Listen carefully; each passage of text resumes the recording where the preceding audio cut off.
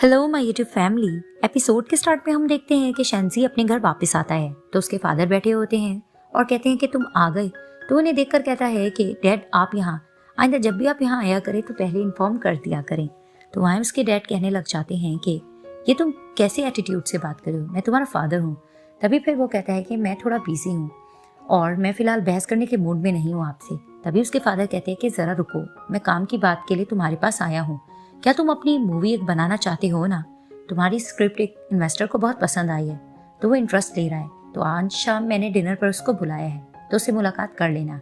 ये बहुत बड़ी अपॉर्चुनिटी है, इसको जरूर हासिल करके रहना। तो उसकी बात सुनकर अंदर चला जाता है। फिर दिखाया जाता है कि यन्निंग का एक सॉन्ग डेब्यूट होता है जिसे वो लाइव परफॉर्म कर रही होती है। अब जिस तरह से वो परफॉर्म कर रही होती है तो बहुत ही खूबसूरत गा रही होती है। इधर से शेंजी भी बैठकर देख रहा होता है। तो दिखाती हैं कि जैसे ही वो सॉन्ग परफॉर्म कर ही रही होती है तो अचानक उसको खांसी आती है। तो वहां पर ही वेंशी उसको पानी देती है। उसके बाद दोबारा से वो परफॉर्म करने लगती है तो दिखाते हैं वो बेहोश हो जाती है और शेंजी ये सब कुछ लाइव परफॉर्मेंस में देख रहा होता है तो उसकी हेल्प के लिए भागता है। अब जैसे वो घर से बाहर निकलता है तो उसके फादर उसी इन्वेस्टर के साथ आ रहे होते हैं। तभी वो उसको रोक के कहते हैं कि इनसे मिलो, लेकिन वो जल्दी में जा रहा होता है तो उसके फादर उसे समझाते भी हैं कि प्लीज इससे मिल लो, तुम्हारा रेपुटेशन अच्छा रहेगा। लेकिन वो वहां पर ही उनसे मिलता नहीं है और एक्सक्यूज करता है कि मुझे बहुत जरूरी काम है और वो वहां से भाग जाता है। अब वेंशियू यन्निंग से यही कहती है कि तुम अपना अच्छे से ध्यान रखना, क्या मैं तुम्हारे लिए पॉरिज बना लूं? तो वो उसे कहती कि नहीं, मैं खुद बना लूंगी, लेकिन तुम यहाँ से चली जाओ। तो वेंशियू कहती कि नहीं, तुम किस तरह से बनाओगी, मैं यहाँ ठहर जाती हूँ। लेकिन यन्निंग कहती है कि नहीं, मैं अच्छे से नींद ले लूंगी तो मेरी तबीयत ठीक हो जाएगी, तुम यहाँ से चली जाओ। तो कहती क्या वाकई? तभी उसे कहती कि हाँ, अगर मुझे कोई जरूरत हुई तो मैं तुम्हें बता दूंगी। तो वो वहां से चली जाती है। अब यन्निंग अपने बेडरूम की तरफ जा रही होती है तो अचानक से डोरबेल पे कोई नॉक करता है। तो जैसे ही जाके वो डोर ओपन करती है आगे शेंजी होता है। तो शेंजी को देखकर कहती तुम यहाँ क्या कर रहे हो? तो वो उसे कहता है कि मुझे मालूम है तुमने डॉक्टर को चेकअप नहीं करवाया तो मैं तुम्हारा चेक करने आया हूँ। तो फिर वो उसे कहती है तुम्हारा मसला नहीं और डोर बंद करने लगती है। तभी फिर वो उसको डोर बंद नहीं करने देता और अंदर आने लगता है। तो दिखाते हैं कि यन्निंग की तबीयत खराब होने लगती है, वो बेहोश होती है। तो वहाँ ही शेंजी उसको अपनी गोद में उठा लेता है और उसको उसके बेडरूम में लेकर आकर बेड पर लिटा देता है। वहां पर ही ये इसके ऊपर ब्लैंकेट डालता है और वहां पर ही यन्निंग दोबारा से खांसती है। तो फिर वो उसके किचन में जाता है और गर्म पानी लाता है और उसको बिठाकर वही पानी पिलाता है। फिर उसके बाद वो उसको लिटाता है। फिर उसके बाद वो उसके फोरहेड पे हाथ रख के उसका टेम्परेचर चेक करता है और उसको तेज बुखार होता है। तभी फिर वो उसको ठंडी पट्टियां उसके माथे पे रखता है। फिर ऐसे ही रात गुजर जाती है। तो दिखाते हैं कि शेंजी साइड पर अचानक से उसकी आंख लग जाती है। तो जैसे ही सुबह में यन्निंग की जाग होती है वो देखती है कि शेंजी सो रहा होता है। अब जैसे उसकी जाग होने लगती है तो यन्निंग नाटक करके अपनी आंखें बंद कर लेती है। वहां पर ही शेंजी उठता है और यन्निंग को देखता है और दोबारा से उसका टेम्परेचर चेक करता है और थोड़ा हैप्पी होता है क्योंकि उसका टेम्परेचर उतर चुका होता है। तो वहां पर ही यन्निंग उसका हाथ पकड़ लेती है और कहती है कि गुहान तुम यहाँ ही रहो, तुम कहीं मत जाओ। तो जैसे ही शेंजी गुहान का नाम सुनता है तो वो थोड़ा अपसेट हो जाता है और वहां पर ही वो यन्निंग से अपना हाथ छुड़ाता है और कप वगैरह लेकर वो वहां से बाहर चला जाता है। तो उसके जाने के बाद यन्निंग अपनी आंखें खोलती है और वहां पर ही उठकर बैठती है और अपना टेम्परेचर खुद चेक करती है क्योंकि उसका बुखार उतर चुका होता है। अब शेंजी सूप लेकर वापस आता है तो वो शूज देख लेता है और उसे मालूम हो जाता है कि यन्निंग को मिलने के लिए कोई आया हुआ है। तो वो थोड़ा सा आगे जाता है तो उसकी आवाजें आ जाती है गुहान की। वो यन्निंग से यही कह रहा होता है कि थोड़ा आराम से खाओ, क्या मैं तुम्हें खिला दूं? तो उसे कहती कि नहीं, इसकी जरूरत नहीं, मैं खुद खा लूंगी।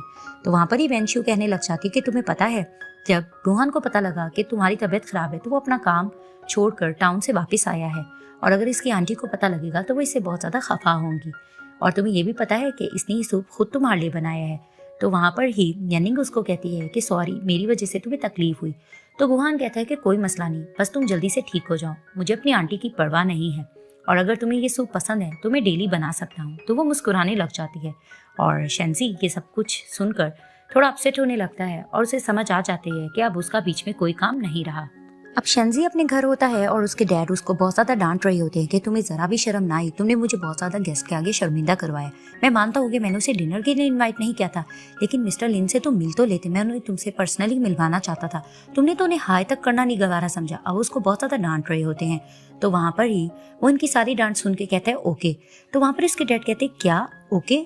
तभी फिर वो उसे कहता है कि यन्निंग मुझे बिल्कुल भी अब पसंद नहीं करती और अब हम दोनों कभी भी साथ नहीं हो सकते। अब आप सेटिस्फाइड हैं ना? तभी फिर वो उनको ये बातें सुनाकर गुस्से से अंदर चला जाता है। इधर से वेंशु यानिंग के साथ बैठी होती है और यही कहती है कि अच्छा ये बताओ तुम्हारी रात कैसे गुजरी।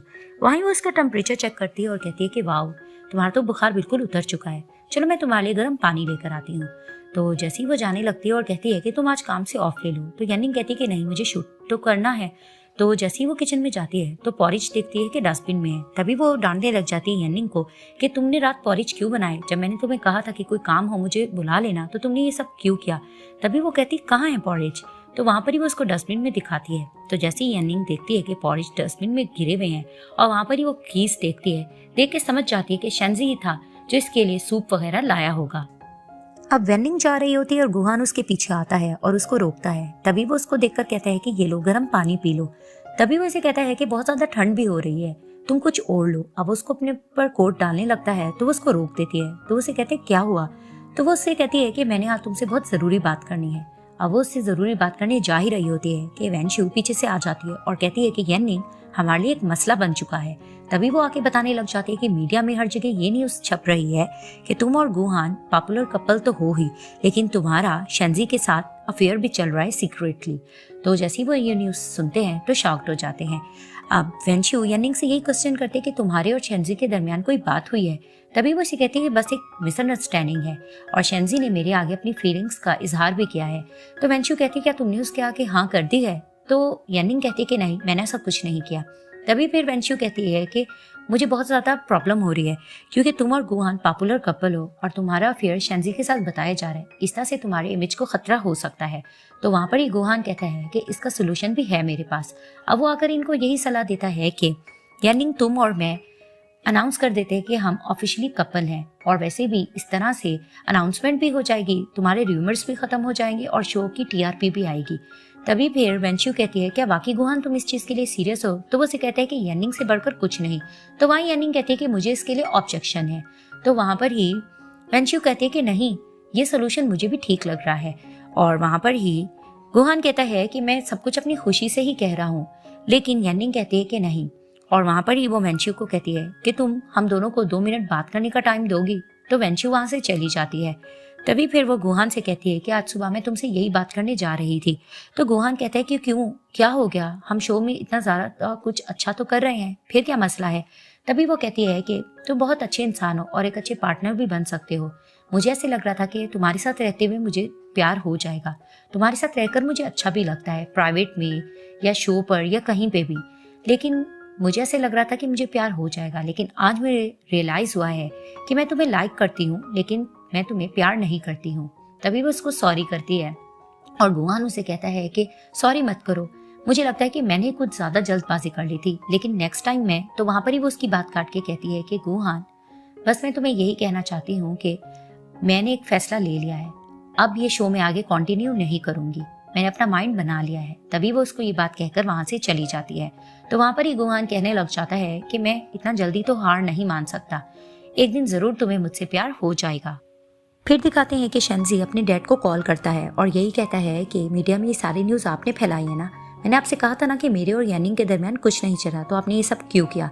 तभी उसके फादर उसे सुनाने लग जाते हैं कि तुम एक अच्छे डायरेक्टर हो, लेकिन उस दिन जो तुमने गलती की है उसकी सज़ा तुम्हें देनी पड़नी थी क्योंकि तुम कुछ ज़्यादा ही यानिंग के बारे में सोच रहे थे। तभी वो कहता है कि डैड अब से मैं अपनी लाइफ में आपको आगे और मैनिपुलेट नहीं करने दूंगा, और वो फ़ोन रखता है। अब वो जैसे ही बाहर जाता है तो मीडिया वाले से क्वेश्चनिंग करने लग जाते हैं कि आप तो शो के डायरेक्टर थे, तो आप गेस्ट के साथ कैसे डेट कर सकते थे, तो क्या ये न्यूज़ बिल्कुल रियल है। तो वहाँ पर ही वो अनाउंस करता है कि मेरा और यानिंग के दरमियान कोई अफेयर नहीं चला। हाँ ये अलग बात है कि मैं यानिंग को पसंद करता हूँ, कुछ ज़्यादा पसंद करता हूँ। मैं गुहान और उसके रिलेशनशिप को देखकर कुछ ज़्यादा ही जेलस हो गया था, इसलिए उसके आगे पीछे मैं ही फिरता था, और अब इन सब चीज़ों का ब्लेम मैं ही दे रहा हूँ और उस पर कोई इल्ज़ाम आप लोग मत लगाएं तो ठीक रहेगा। तभी वो कहता है कि और अब से ये शो को मैं छोड़ रहा हूँ और यहाँ से जा रहा हूँ। तभी वो ये अनाउंसमेंट कर वहाँ से चला जाता है और ये पार्ट यहाँ ही एंड हो जाता है।